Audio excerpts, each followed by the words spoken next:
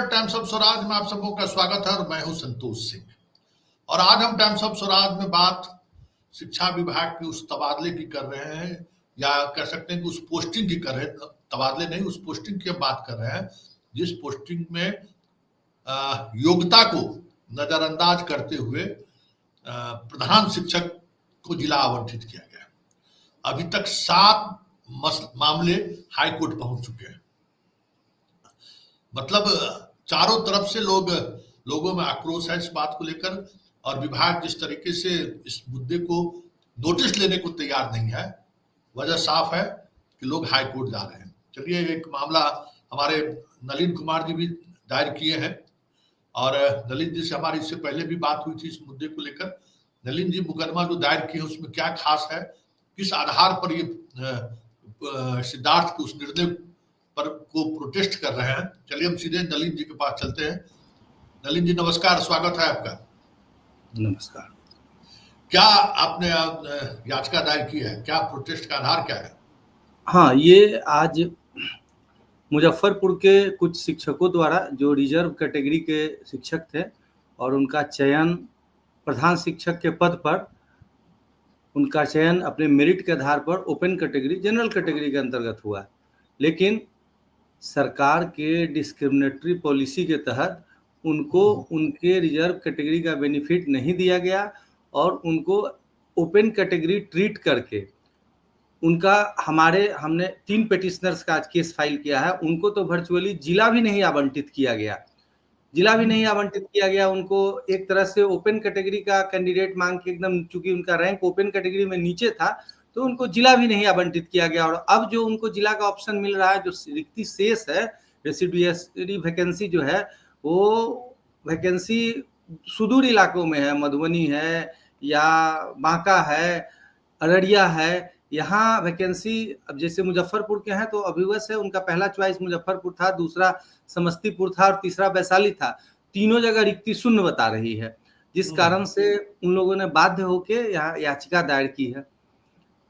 और जहां तक याचिका का आधार के विषय में कहना है, तो आधार स्पष्ट है, ये कोई नया आधार नहीं है, ये सेटल्ड प्रिंसिपल है।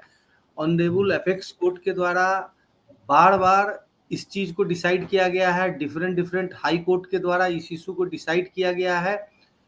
उसमें सेटल्ड प्रिंसिपल जैसे एग्जांपल से लिया जाए कि सपोज दैट किसी वैकेंसी, किसी एडवर्टीजमेंट में 100 सीट है, और समझ लीजिए इंदिरा स्वामी केस के बाद से 50% से ज्यादा तो रिजर्वेशन रह नहीं सकता है।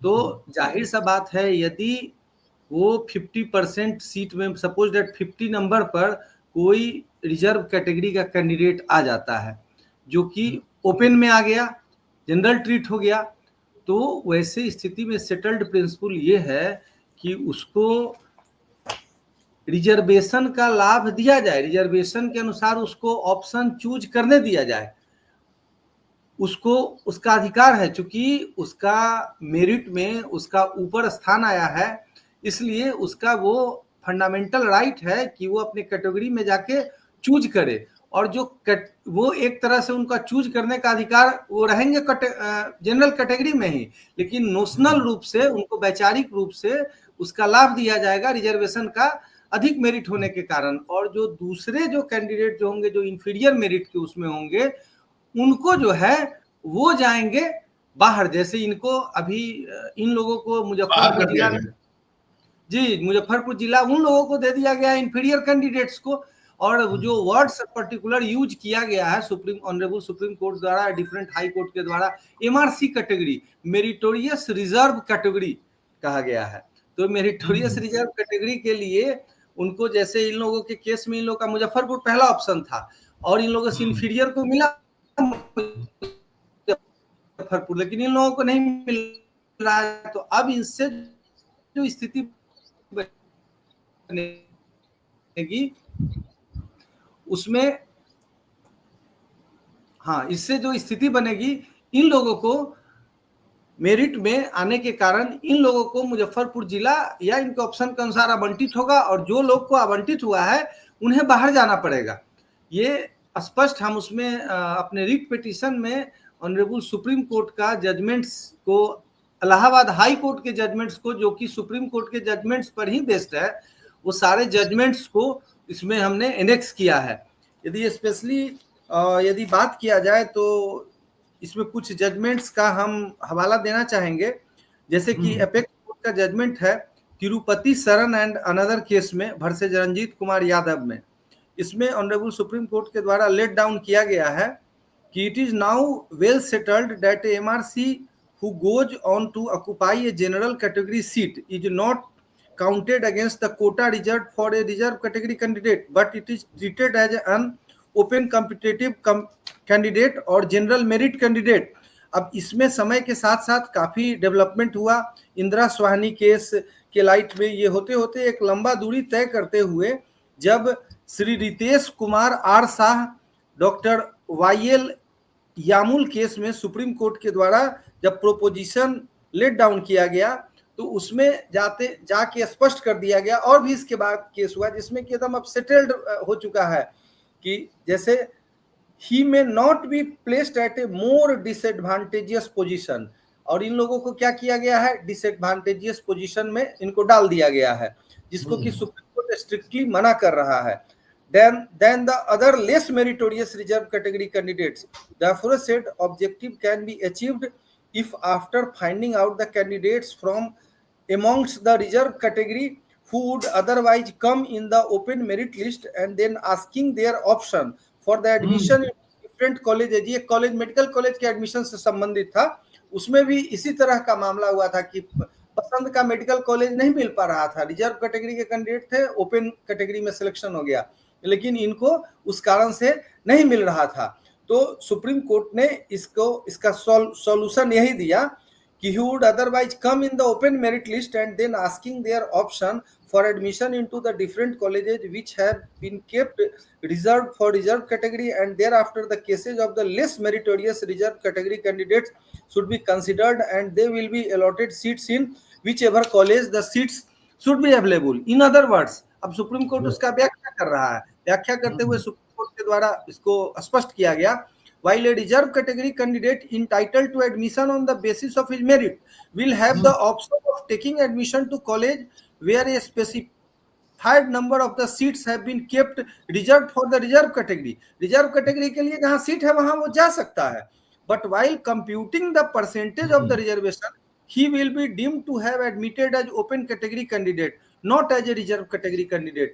तो उसको वहां डीम्ड किया जाएगा, माना जाएगा कि ओपन कैटेगरी कैंडिडेट ही है। और जो ये सिद्धार्थ का एप्रीहेंशन था कि दूसरे लोग नौकरी से बाहर हो जाएंगे, ये उनका एप्रीहेंशन बिल्कुल गलत है, बिल्कुल निराधार है। ये सुप्रीम कोर्ट का जजमेंट इस चीज को क्लियर कर रहा है कि जो मेरिटोरियस कैंडिडेट है उनको अपना मनपसंद का जिला मिलेगा, उनको जनरल ही ट्रीट किया जाएगा, लेकिन जो रिजर्व कैटेगरी इंफीरियर कैंडिडेट है उनको जाना पड़ेगा उस जगह पर जहां जनरल वाले को भेजा जा रहा है, क्योंकि उनका मेरिट कम है। ये न्याय है, यही जस्टिस है, और यही सुप्रीम कोर्ट का मैंडेट कह रहा है, जिसको कि शिक्षा विभाग को मानना पड़ेगा। नहीं यदि मानेंगे तो इनको ऑनरेबल कोर्ट के द्वारा, ऑनरेबल हाई कोर्ट के द्वारा फोर्स किया जाएगा। अभी रिसेंट डेवलपमेंट तो आज का पता ही है आपको, और पब्लिक डोमेन में आ चुका है, लेकिन यही है कि पता नहीं डिपार्टमेंट को कहां से हौसला आ रहा है और लगातार उल्लंघन किए जा रहा है गाइडलाइंस का, और सुप्रीम कोर्ट का गाइडलाइंस या रिजर्वेशन रूल्स या जो भी रूल्स है इनका, और लगातार इनके पहले ट्रांसफर पॉलिसी को भी ऑनरेबल हाई कोर्ट के द्वारा झटका लगा, आज फिर ऑनरेबल हाई कोर्ट के द्वारा नाराजगी व्यक्त किया गया है, और कुछ पिटिशनर्स के केस में वर्चुअली सीट्स को प्रिजर्व करने का ऑर्डर पास कर दिया गया है। ये ऑर्डर एक तरह से इन पर्सोनम है, इन पर्सोनम और इन रेम दो तरह का ऑर्डर होता है। इन पर्सोनम वो ऑर्डर हुआ जो कि पर्सन विशेष जो कि याचिका करता है उन्हीं पर लागू होता है, और in rem public at large सारे पर लागू हो जाता है। तो ये इन पर्सोनम नेचर। लेकिन एक बात और हम कहेंगे नलिन जी, मान लीजिए कि जो पिटिशनर है उनको आप लाभ दिए, लेकिन ऐसे हजारों शिक्षक हैं जिनके साथ इस तरीके से अनजस्टिस हुआ है, उनको कैसे वो लाभ मिलेगा? भाई ये तो सबों पर लागू होना चाहिए था।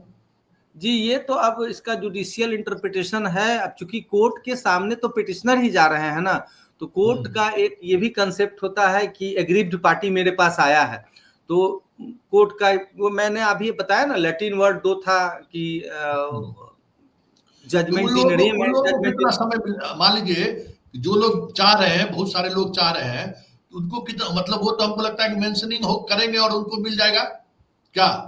हाँ, ये केस अभी तो जो स्थिति है, अभी फ्रेश केसेज तो बहुत जल्दी टेकअप भी हो जा रहा है। तो हो सकता है कि पहले डेट पर ही सुप्रीम ऑनरेबल हाई कोर्ट के द्वारा कोई अप्रोप्रिएट ऑर्डर पास किया जाए, क्योंकि ये तो क्लियर वायलेशन है। ऑलरेडी हम लोगों ने अपने रिट पिटीशन में नेक्स्ट कर दिया है सुप्रीम कोर्ट्स का जो जजमेंट्स है इस रिलेटेड, और ये नहीं नहीं, कंट्रोल। जी नलिन जी, आज जो सक्षमता वाले में जो जजमेंट आया है, जी उस जजमेंट में जो पेटिशनर है उनको लाभ दिया गया। जी और जो ऐसे लगभग 8,000 से अधिक शिक्षक हैं जो चाहते हैं कि हमें इस जजमेंट के आधार पर हमें भी न्याय मिले, तो जी। वो सीधे उस कोर्ट में जाकर मेंशन करेंगे कि भाई इतने और पिटिशनर हैं, उनको लाभ लाभ दिया जाए, फिलहाल उनको जिला आवंटन पर विभाग को रोक लगा दिया जाए, या फिर उसको भी वही प्रोसेस अपनाना पड़ेगा। नहीं, पिटीशन के थ्रू ही जाना होगा। जो अप्रोप्रिएट जुडिशियल प्रोसेस है वो तो पालन करना पड़ेगा, वो पालन करना पड़ेगा। और नहीं तो सरकार, जैसे पिछले बार ट्रांसफर में जब ऑनरेबल कोर्ट के द्वारा ऑब्जेक्शन किया गया तो काउंटर मांगा गया, तो अपना पॉलिसी को खुद वापस ले लिया गया। इस तरह से यदि सरकार बाध्य होकर कोई डिसीजन ले लेती है, या सरकार का विवेक जग जाए और इस तरह का कोई डिसीजन ले लेती है, तो अलग बात है। अदरवाइज जुडिशियल रिमेडी ही अब बचा है ऐसे शिक्षकों मतलब के लिए। ये बड़ा झटका है। हाँ, निश्चित निश्चित। खास करके एसीएस सिद्धार्थ जो अपने आप को फुल प्रूफ मान के चल रहे थे कि नहीं हमारा पॉलिसी फुल प्रूफ है, इसमें कहीं कोई एरर नहीं है, और लगातार रिपीटेडली ऑनरेबल हाई कोर्ट के द्वारा इनके पॉलिसी पर प्रश्न चिन्ह खड़ा किया जा रहा है। सो ये तो गंभीर चिंता का विषय है, सरकार के लिए भी सोचने का विषय है। अच्छा, ये इसमें इंदिरा साहनी और एक और सुप्रीम कोर्ट के जजमेंट के अलावा भी कई और जजमेंट है जिस पर इस तरीके के, क्योंकि ये तो एडमिशन का मसला था। हालांकि कमोबेश पोस्टिंग में तो रिजर्वेशन का कहीं प्रावधान ही नहीं है।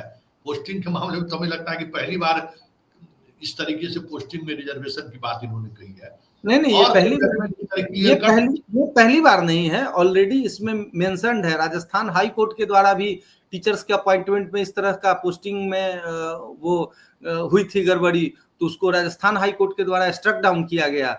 उसी तरह से अभी कुछ दिन पहले आप चर्चा कर रहे थे, इलाहाबाद हाई कोर्ट के द्वारा भी किया गया है वो सेम। ये सारा सब जगह इशू, पोस्टिंग का भी इशू है।